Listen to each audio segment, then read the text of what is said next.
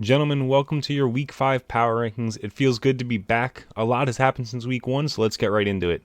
Coming in at 12 is Kurt. Not much has changed for him over the last few weeks. He only fell down from 11th place to this last place spot.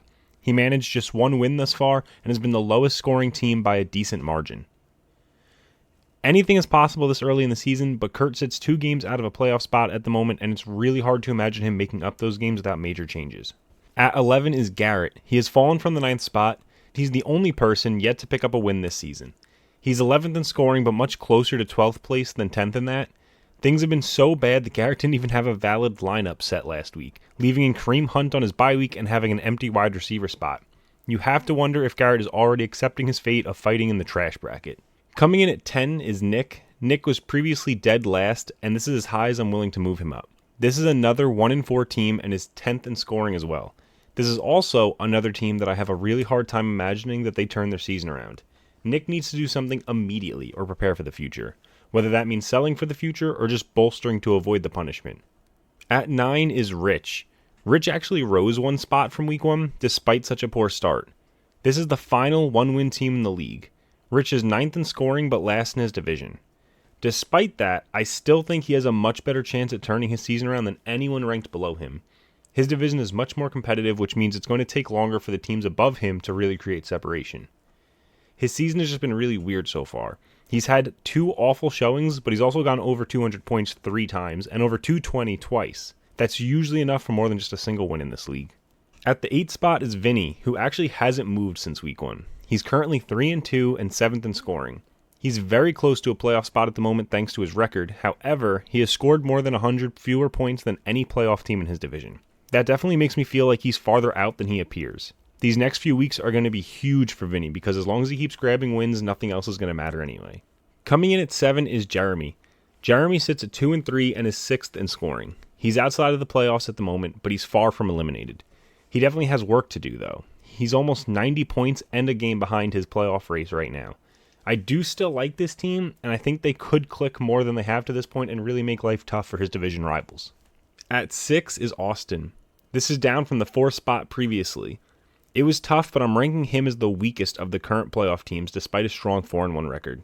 He has only gone over 200 points once this year. He's the lowest scoring of all the playoff teams. He's also been outscored by Vinny and Jay, and even Rich has only scored about 4 fewer points than him. Austin is 8th in scoring and 10th in points against. It feels like he's been more lucky than good this year. Now sometimes that's good enough, but I do worry about his chances of a three-peat with this current roster. At the 5 spot is John, who was previously at 2. John's playoff spot currently looks pretty safe, and he also can definitely compete with the other top guys in his division. John has been fairly consistent this year as well, which is always big. He's hovered around the low 200s in all but one of his matchups. If John keeps going steady like this, he'll definitely be a contender, but not quite one of the favorites this postseason in my opinion. At 4 is Steve.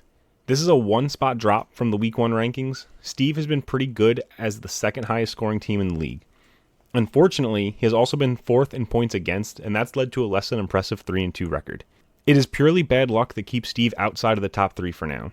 This is a team that definitely has what it takes to be a top contender this year, though. At the 3 spot is Pat.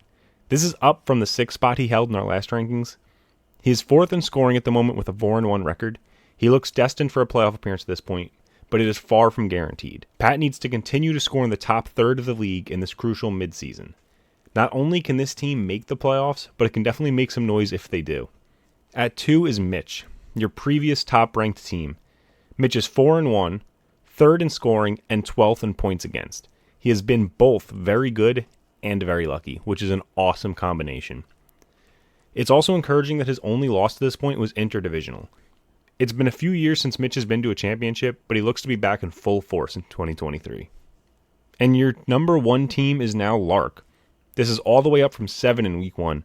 Lark has been really impressive since then. He's 4-1, 1st in scoring, and 11th in points against. So much like Mitch, he's been very good and very lucky. If he keeps that up, he could very well be coming for his 2nd KFL championship this season. His next 2 matchups are against current playoff teams, so that should be a good indicator of how he's going to look in this middle part of the season. So that's going to do it for our rankings. I want to talk briefly about the state of the league before I go. A look at the league as a whole is very interesting to me. The Knuckles division has been an absolute shit show so far. the bottom 3 teams have a combined 2 wins, which is fewer than the 3rd place John has on his own. There's plenty of time for things to change, but it does feel like there will be no competition for playoff spots in this division. I think it's all going to be about Mitch, Austin, and John battling for the bye week. The nose division, on the other hand, still looks competitive. There's a tight race for the top seed right now, and while the point difference between the top 3 and bottom 3 isn't exactly close, it still looks like any of the bottom 3 could fight for one of the playoff spots still. Alright boys, that's going to wrap it up for me today. I am back in full force for league duties now. However, our schedule is going to be a little different. Our next power rankings will be week 10 power rankings, and then after that, I'll see you again right for the playoff start. I think breaking up our rankings like this are going to be better for them and for me. You can also expect to see your commissioner back behind the camera when those week 10 rankings arrive, so there's something to look forward to, hopefully. Also, you can expect the weekly awards to get retroactively announced for weeks 2 through 5 on the KFL Twitter on Tuesday, and the week 6 awards on Wednesday, and going forward every Wednesday, the weekly awards. So, I'll talk to you boys soon, and I hope you enjoy watching my Broncos get destroyed tonight.